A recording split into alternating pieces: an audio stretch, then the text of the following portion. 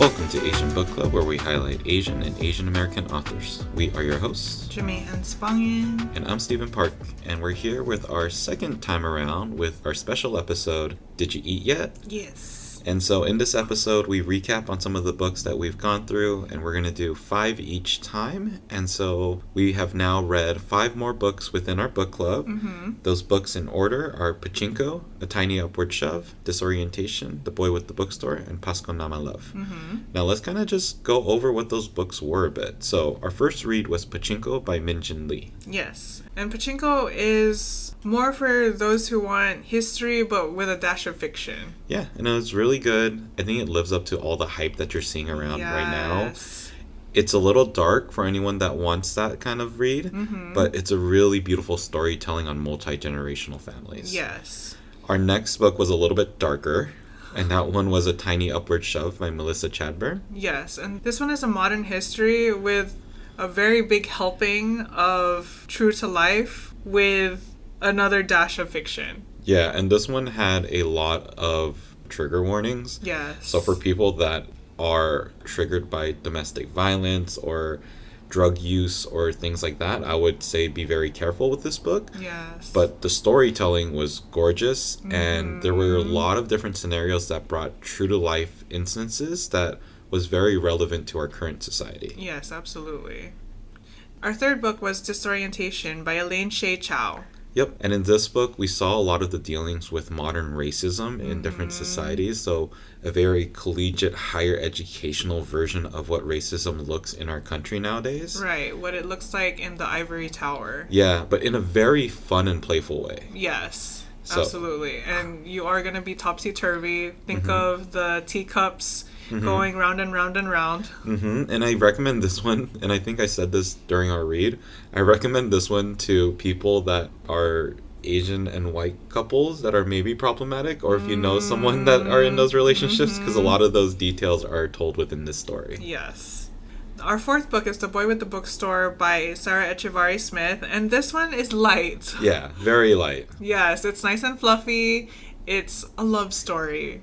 Yeah, and it's very cute. It's based in Portland, which is where we are. Yes. I think we had a little bit of a falling out with the main character, Max, but overall, the story was very gorgeous. I mean, he is a co-star, so he's not the main. Yeah.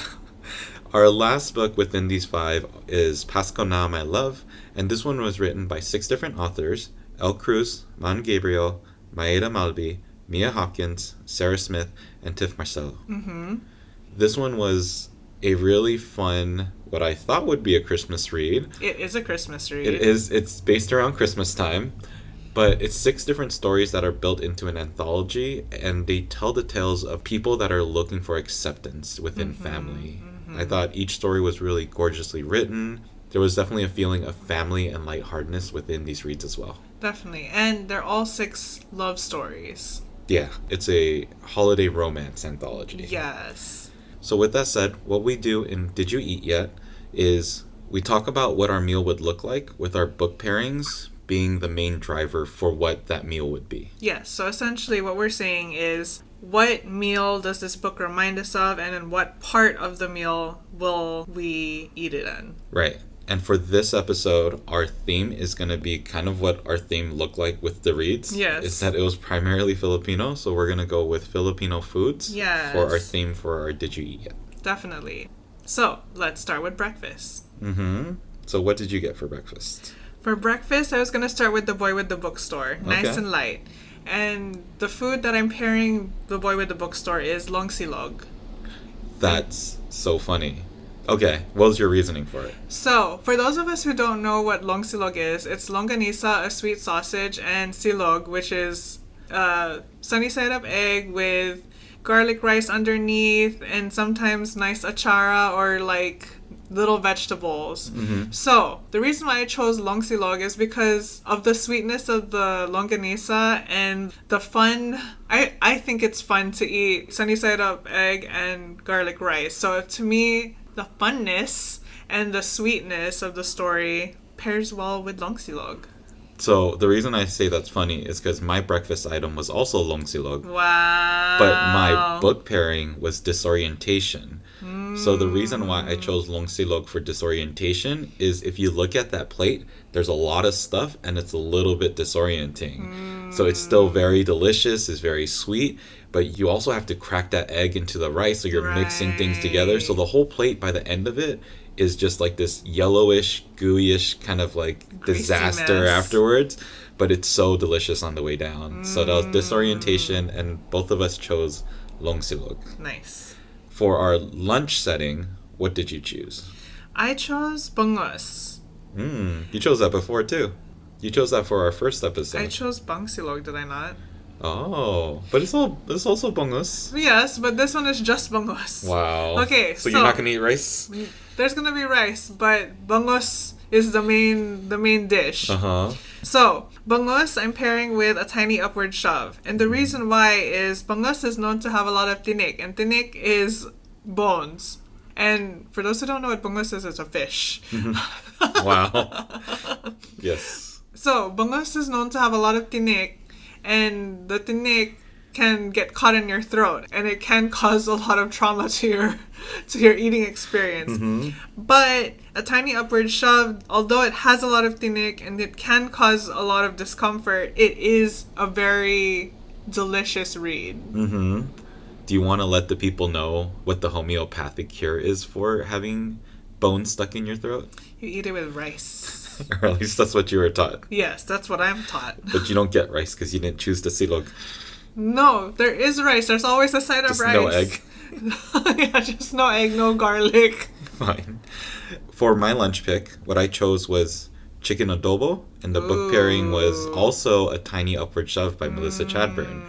Now, the reason why I chose this is a lot of the ingredients that go into this, I feel like talks about the book very well. So one of the first things is bay leaves, and that shows the bitterness that kind of comes out. So the bitterness of the story that we get. There's sourness from the vinegar that you put in. It's very salty from the soy sauce. And honestly, if you had legit adobo from like a grandma or a lola or whoever it is, you'll usually get those surprise peppercorns within the mix. And you bite down, you're like, what on earth happened? Like, that was too much. Your life flashes before your eyes. Yes, but overall, what that creates is a very beautiful, delicious dish that's so addictive and so good. I think also the color of the dish of adobo, I know they're all made a little bit differently, but the ones I'm more familiar with is this dark brown, almost blackish kind of coloring to it. So that is my lunch pick. Totally. Also, if you're making adobo at home, my secret to not getting peppercorns just throughout the whole meal is put it in a little tea bag and then put it into the sauce when you're cooking it, and then you just take the tea bag out. So then you don't get peppercorn everywhere. There you go. Life hack. Life hack. Okay, so I've been going first. Let's turn the ship around. What are you choosing for your merienda? So that one was, I thought, easy for me. So mine's going to be The Boy with the Bookstore, and my snack or my merienda is going to be just ube cookies. Just a very simple ube cookie. It's purple, it's sweet, it's delicious, it's light, it's so easy to take down. That's my little snack. Is it just ube cookies or are they ube crinkle cookies? I don't know. We usually do the crinkle cookies, but I think if someone created another cookie that was just as good and it was ube cookie, I'm sure it would also be good. Totally. So what's your snack going to be? My snack pairing is Disorientation with Halo Halo. Oh, that's a good one. Yes, because with Halo Halo, which is mix, and you get these beans, you get gelatin, you get coconut gel, you get ice cream, and sometimes you also have leche flan.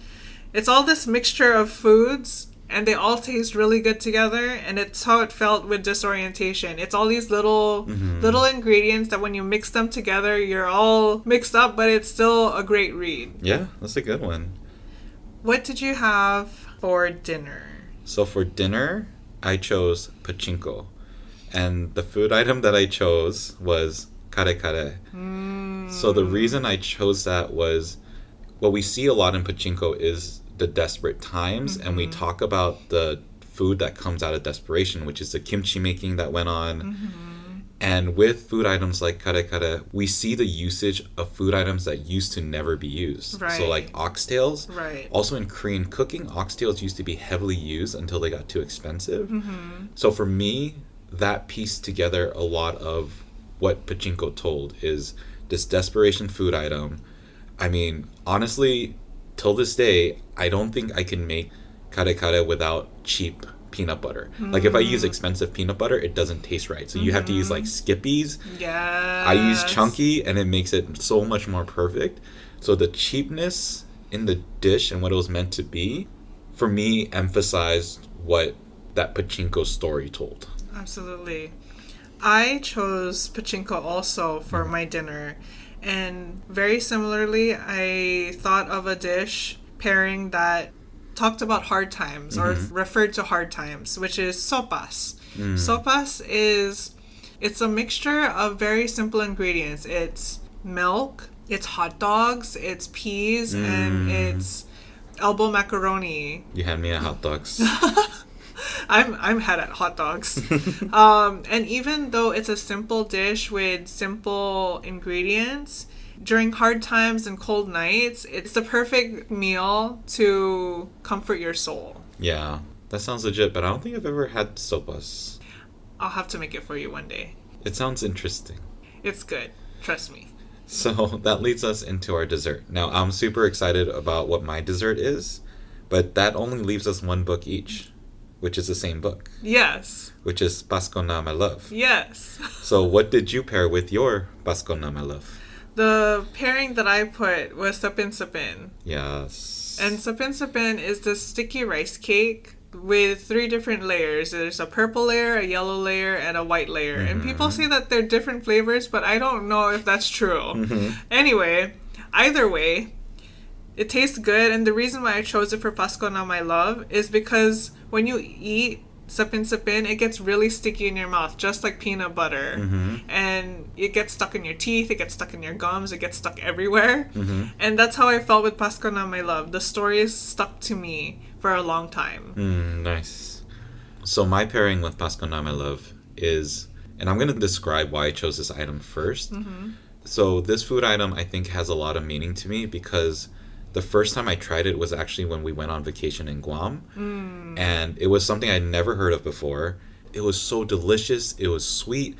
It was both light and crispy at the same time. Do you know what I'm talking about? Yes, Sancheval. Yes. We got Sancheval, and still till this day, every time I eat it, the first place I'm transported back to is Guam. That I remember the road that we traveled on to go pick it up. So that food item, not only is it relevant to family, but we had also traveled to Guam around Christmas time. Yes. So all of that just kind of combined to tell me, like, this is the perfect food item. It's delicious. It has layers. Everything comes together to make everything so delicious. So yeah, that is our listing of what we would eat with the book pairings for our last 5 books. This was our second Did You Eat Yet? Which means that we've read 10 books so far. Wow. So if you stuck with us during this year, we started about mid-year, I think. We started in April. We started in April, which means you've already read 10 books. That's awesome. Yeah. And we'll definitely do more of these as we go along. But as we go along, we are coming into the new year of things. Yes. So I don't know if y'all have noticed through your listening, but our show is ever evolving. We're trying to figure out ways to make this very digestible and something that's very fun for people to have. Yeah. Honestly, one of the reasons we created this was so that Jamae and I could share books together. So it was a little bit more on the selfish side of things. And we've been having fun of reading different books. Absolutely. We try to avoid topics as we run into each other on a day-to-day basis of like, did you read it yet? Like, what part did you get to? And like, I don't want to say anything kind of thing. Right. So we're not discussing anything outside of these podcasts. Right. What do you foresee the next year to hold for us? I see us reading more light books. Yes. I also see us reading heavier books as well. Yeah. So heavy, light. Yeah. I don't think we're ever going to find a nice middle. Yeah. I see a lot of hope for us. So this upcoming year, based off of the Zodiac calendar, it's going to be the year of the dragon. Oh, yeah. That means it's Steven's year. Yep. So a lot of good luck. I think even as we start off this year, we have a couple of fun surprises with, honestly, a point that I didn't think we'd even get to. So our next book is going to be a special book, and you'll see what we have in store for y'all.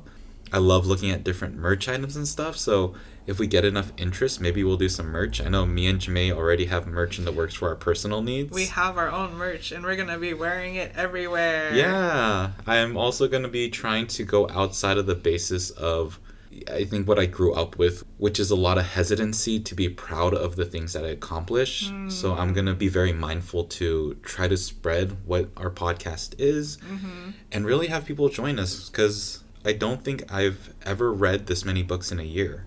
And I think if you just follow along with us and just go through the reading, you'll find a lot of amazing stories in there that tell a lot of history, a lot of fun fantasy, and open your mind to a different world that I don't think you can get without these authors telling these stories. Totally. And some of it is not just fun and past stories and history. Some of it is very modern too. Some things that are pertinent to today's era. Right.